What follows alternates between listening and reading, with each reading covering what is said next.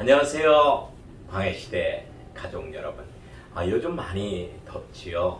하지만은 더위도 끝이 있답니다. 이제 말복이 끝나면은 시원한 가을 바람이 불기 시작하고 그리고 더위는 물러가게 되겠죠.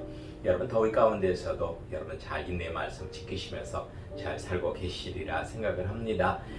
오늘은 요한계시록 각작 분석을 통한 광야의 도를 공부해 보도록 하겠습니다. 그러니까 요한계시록 1장부터 22장을 통한 십자가의 도, 연단의 도, 광야의 도, 그리고 속죄의 도를 한번 알아보려고 하는 것입니다.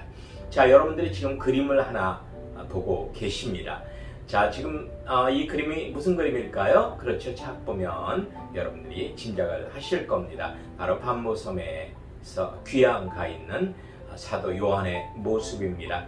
사도 요한이 반모섬으로 귀양 갈 때 나이가 90이 넘었다고 합니다. 여러 가지 방법으로 사도 요한을 죽이려고 했지만 결국 죽지 않아서 결국은 죽음의 땅인 반모섬에 가서 죽을 때까지 거기서 지옥을 경험해라 라고 해서 보냈지만 그러나 이것 또한 하나님의 섭리였던 것이죠. 자, 지금 사도 요한은 바닷가에 앉아서 무엇인가 골똘히 생각을 하고 있습니다. 무엇을 생각하고 있을까요? 어떻게 하면 돈을 많이 벌을까?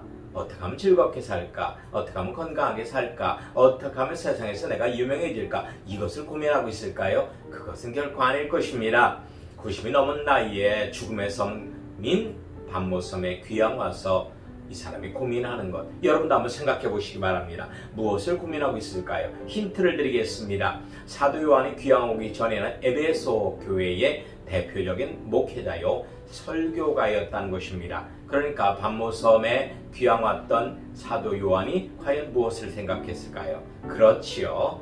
에베소 교회에 남아있는 성도들을 생각하고 있을 겁니다. 이 성도들을 위해서 내가 무엇을 할까를 고민하고 있었을 것입니다. 자, 이 그림은요 최근의 그림입니다. 사도 요한 계시 동굴 쪽에서 본 반모섬을 사진을 찍은 것입니다. 반모섬은요 2000년 전에는 물이 없고 나무가 없는 죽음의 섬이었습니다. 하지만은 지금은 그렇지가 않지요. 지금은 유명한 관광지가 되어서 한 2000여 가구가 그곳에 살고 있습니다. 여러분도 한번 시간이 되시면은요 터키에선 배로 한 5시간 정도 가면 반모섬이 나옵니다. 그리스역인데요. 여러분 한번 가보시기 바랍니다. 자, 이것은 소아시아의 7교회의 모습입니다. 소아시아는 지금에 있는 아시아 땅을 우리가 생각하게 되는데요. 이 소아시아는 사실은 터키 땅입니다. 터키에 있는 일부 지역을 소아시아라고 했습니다. 여기에 있는 7교회, 에베소 교회부터 라우디게아 교회까지 타원형으로 이루어진 7교회를 지도상에 보여주고 있는 것입니다.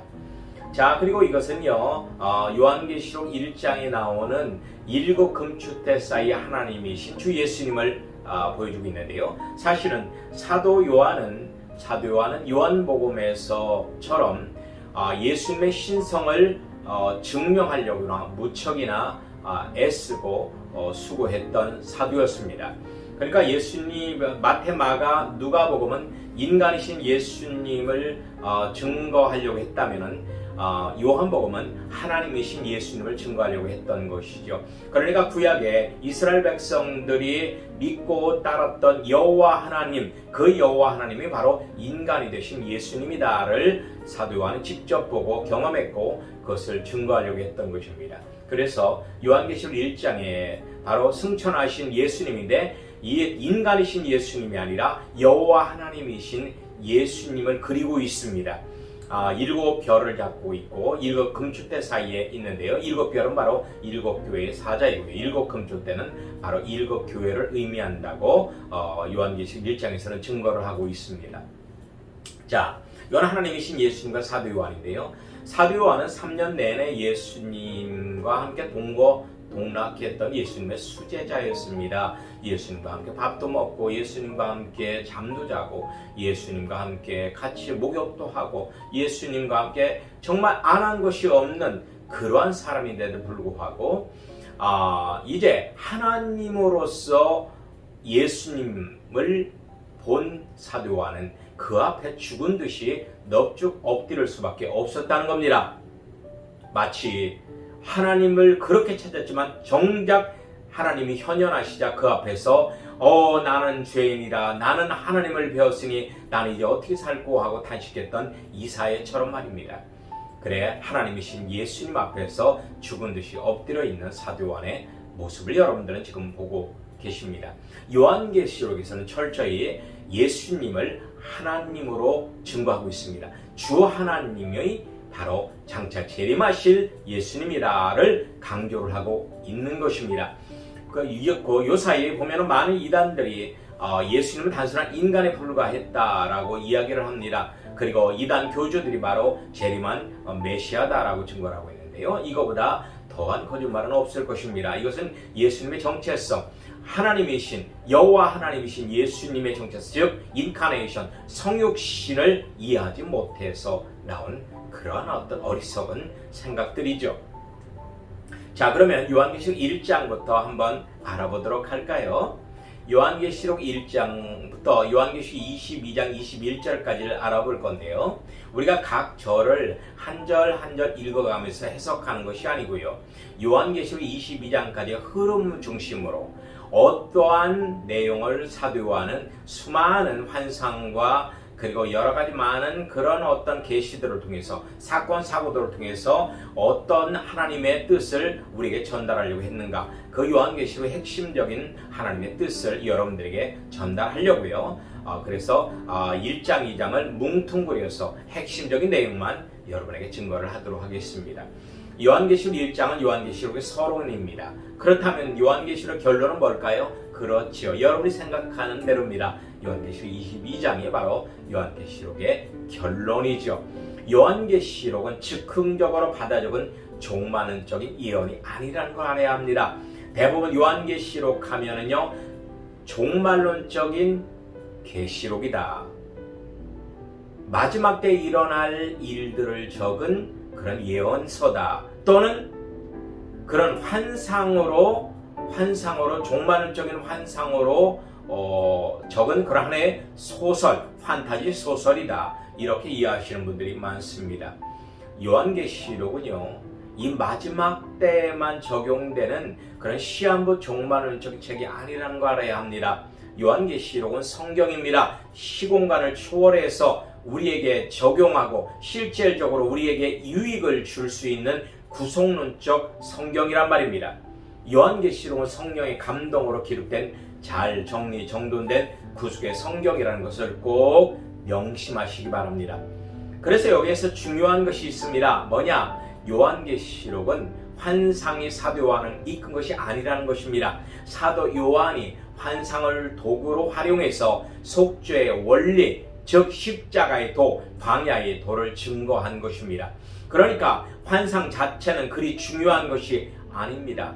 그 환상을 통한 사도 요한의 의도가 중요하다는 것입니다. 그 여러 가지 많은 환상들이 나오는데 그 환상들을 통해서 사도 요한이 무엇을 증거하고자 했는지에 대한 사도 요한의 그 의도를 아는 것이 중요한 것입니다. 요한계시록은요, 성경 66권 중에서 아주 독특한 방법으로 시작합니다. 예수 그리스도의 계시라, 이렇게 시작하거든요. 자, 이것은 무엇입니까? 예수 그리스도의 말씀이라, 이런 뜻인데요. 이것은 절대적인 성경 진리다라는 것을 강조하는 것입니다. 절대적인 성경 진리라는 것입니다. 예수 그리스도의 계시라는 것 말입니다.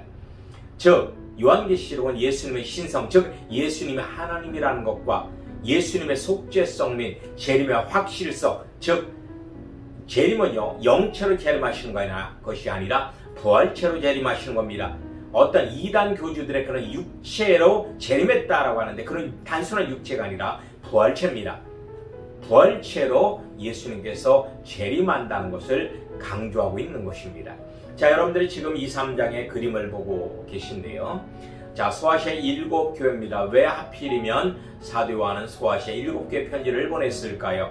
그것은 사도 요한이 너무나 잘 알고 있는 교회들이고, 특히나 소아시아 7교회 사역자들은 사도 요한과 그런 여러 가지 많은 관계를 맺고 있는 어떤 친분이 있는 사람들이라고 추측이 됩니다. 그런데 이 7교회 편지를 보낸 것은 뭐냐? 이 7교회가 바로 우편물 배달이 용이한 타원형의 도리에 위치한 교회들이기 때문입니다. 그러니까 요한계시록의 이 말씀, 광야의 도가 7교회 전달됨으로 해서 로마 곳곳에 이 편지가 전달되어서 그리스도인들이 이 편지를 통해서, 이 광야의 도를 통해서 생활 영성으로 승리하여 이긴 자가 될 것을, 즉 익은 열매가 될 것을 하나님께서는 원하셨기 때문입니다.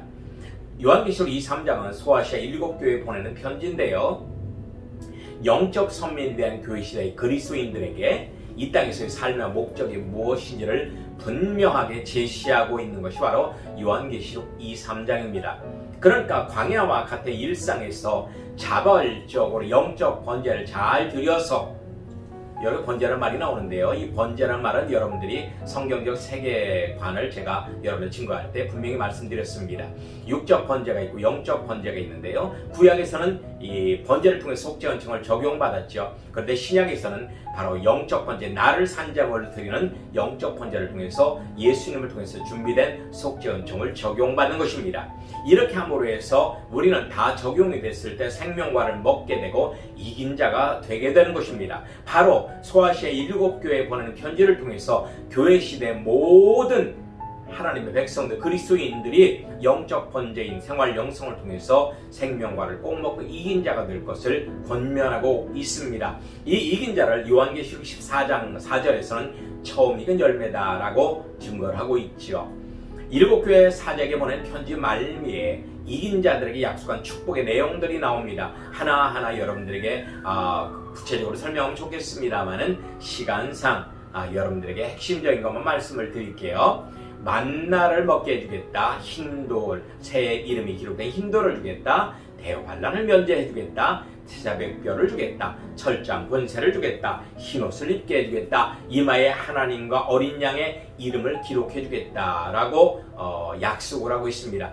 각각 다 다른 것 같지만 사실은 한 가지의 의미인 생명과를 먹게 해주겠다는 뜻입니다.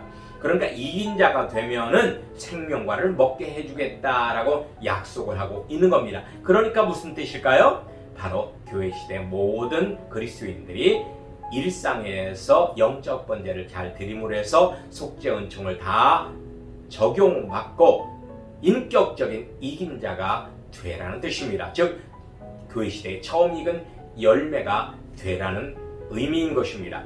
여기서 생명과를 먹는다는 것은 바로 하나님과의 합일, 즉 연합을 가리켜 말하는 것이죠.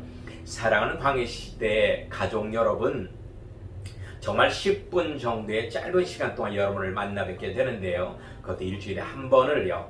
하지만 이 짧은 시간이지만 여러분들이 이것을 통해서 광야의 도를 꼭 알고 구속의 도, 연단의 도, 십자가의 도를 알므로 해서 이 마지막 광야 시대에 꼭 승리하시기를 예수님의 이름으로 부탁드립니다. 여러분 건강하시고요. 다음 시간에 또 뵙겠습니다. 고맙습니다.